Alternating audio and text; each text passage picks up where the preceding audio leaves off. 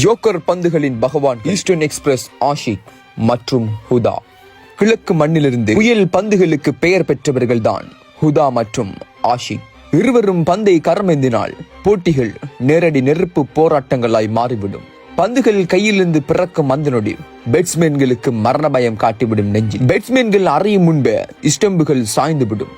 மின்னல் வேகத்தில் ஸ்லிங்கா ஆக்ஷனிலே கொடுக்கும் ஒவ்வொரு பந்துகளும் வித்தை பந்துகளாய் மாறும். புயல் என்று சுழன்று விக்கெட்டுகளை வேட்டையாட ஒவ்வொரு பந்துகளும் ஒரு சாகச பந்துகளாய் மாறிவிடும். பவுலிங்கின் மந்திரிகள் அல்ல இவர்கள், பவுலிங்கினுடைய பகவான்கள் ஹுதா மற்றும் ஆஷிக்.